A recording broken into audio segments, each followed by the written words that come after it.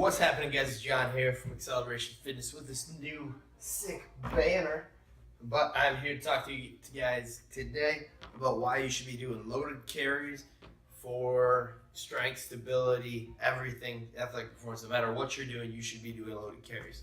So, loaded carry is basically any form of loading. There's a lot that I'm going to go over, but any form of loading, and you're going to walk with the weight. So, they're very transferable to everyday life. I mean, carrying groceries technically is a loaded carry. Carrying your kid in your arms is a loaded carry. So it's very transferable. It's great for, like I said, core strength and stability, and then helping prevent low back injuries or just back injuries in general.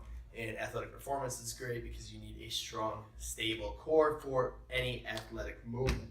So, kind of on that also, core strength stability, talk about that, but grip is going to be built by loaded carries. So farmers carries, suitcase carries, all different kinds of carries are going to build your grip strength. Okay, your upper back, your traps, everything kind of that stabilizes the upper back. When you're holding in tight here, it's going to be strengthened. And then there's a couple variations that really can strengthen the rotator cuff and help prevent shoulder injuries, and are great for athletes and just anybody really in general, but to help prevent shoulder injuries. Carryover to everyday life is probably one of the best exercises for everyday life and kind of those activities, because of the fact that it's mimicking many of the things you're doing in your life, but under load and kind of building everything all at once. So with that being said, that's kind of a brief rundown, but what happens with the loaded carry is, especially a unilateral loaded carry, so a one-sided carry, what's going to happen is, say I'm doing a suitcase carry. So a suitcase carry is I got a dumbbell or kettlebell weight in my right hand here. Okay, so my right hand here.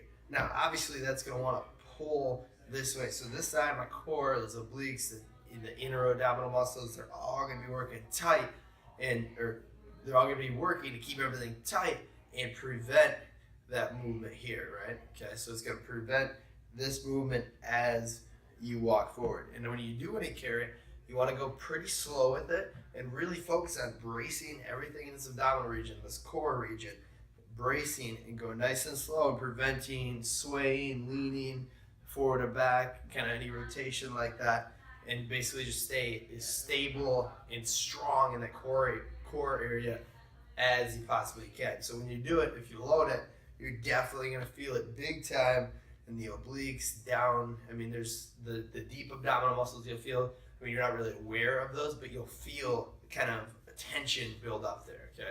And then you're even going to feel it down in your hips, and depending on what kind of carry, your upper back, your lats, everything kind of in the shoulder area too. So it's going to be very, very, very good for building really total body strength, but the core in particular. So the different types that you can do, everybody knows the classic farmer's walk, 2 dumbbells, kettlebells, farmer's walk handles, whatever you got, just walking forward, all right? It's a very simple version. Then suitcase carry. So suitcase carry, just like you carry a suitcase on one side, so you load up one side, keeping everything stable as you can there.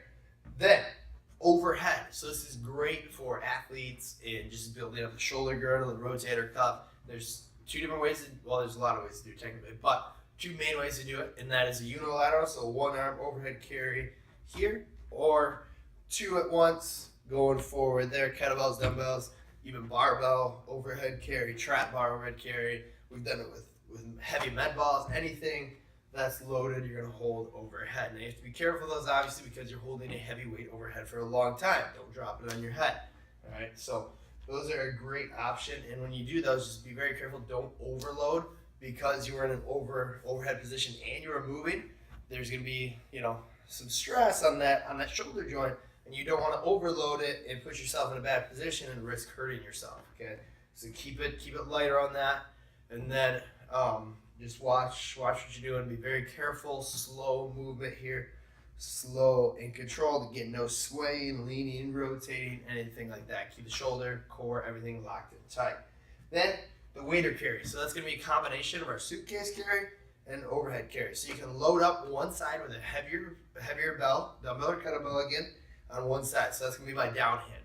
Then you're gonna go overhead with a lighter one, walking down and back there, right? It's gonna wanna pull this way because a heavier barbell, you gotta stabilize there, stabilize the shoulder, keep everything tight as well. So you guys kind of see the theme there. Then kettlebell front rack. So front rack position basically is, so traditionally a front rack is here with a barbell, like front squat position, but you can also do it with kettlebells. I love these. Now you can do a 2 or 1. So you're gonna pop them up right here. Basically you're making a little shelf. If I had a kettlebell, be sitting right here, take your thumb, put it on your sternum, elbow kind of up to the side there, making a little shelf. The bell would sit here in this little pocket. Now, if you do it on one side here, again, that unilateral aspect is going to really hammer that side. And these are really taxing too on the shoulder area, kind of the delt, the anterior delt and lateral delt a little bit there, just because you're in this position, almost like a lateral raise, right? Elbows in, or excuse me, 90 degree elbow lateral raise, but you're holding here, so it's an isometric on the shoulder there, and then moving forward nice and slow. Again, you can go unilateral or bilateral with 2 there, and really, this is going to challenge the anterior core as well, so this front, the six-pack kind of area, you're going to feel a lot in here, but then, of course, the deeper abdominal muscles, the sides, and then, like I said, the delts and shoulders, and just total upper body. So those are kind of different variations you can do, and carries are great because you can do them in high volume, so I mean, I've been doing them almost every day lately, some type of variation. I mean, you're not going to obviously go overhead carries, heavy overhead carries every day, but I do like to do a carry variation almost every day to train my core and abs and just total body, right? So those are just the kind of the programming side of it. Now, you wouldn't want to go super heavy carries every day, right? So heavy farmers, you wouldn't want to do those all the time. Space those out, but I do a lot of suitcase carries or front rack with a light belt. It doesn't have to be heavy, and that's another thing. If you're doing the movement slow, you don't have to go super heavy, right? So sometimes when I'm doing suitcase carries, I'm only using, a 55-pound kettlebell, or sometimes a 70, but really I don't go heavier than that on those, because if you're doing it right, you're gonna torch your core, man. You're gonna just absolutely torch it. And that's not that heavy for me. I mean, it's really not. So you don't need to use a lot of heavy, especially, front rack carries. I mean, I may only use 35-pound kettlebells or maybe 30-pound kettlebells, but I'm going to feel it, man, because I'm going slow and controlled, and I'm actively squeezing all through here, keeping everything nice and tight, and just activating a lot of muscle fibers there. So those are different variations there. Just a brief summary here. Very beneficial just for everyone. Honestly, I think everybody should be doing loaded carries. In the past, I kind of overlooked it, but then the more I did them with clients and myself, and the more I realized the effectiveness of them. So definitely get on the carry train for the carry over. All right, upper back, grip, core strength, stability, hit all those. So that is it, guys. That's why you should do loaded carries. Throw them in your program. Doesn't beat anything crazy. Couple sets a day, not very long. It doesn't take long, and kind of reap the benefits there with just it transfers everything, right? So try them out, guys. Let me know what you think. If you have any questions at all, as always, drop a comment below.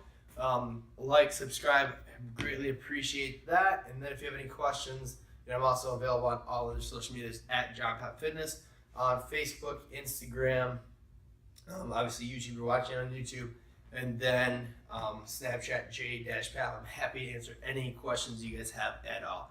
Also, guys, check out our new Acceleration podcast on the Acceleration Fitness channel. I'm going to link that up here.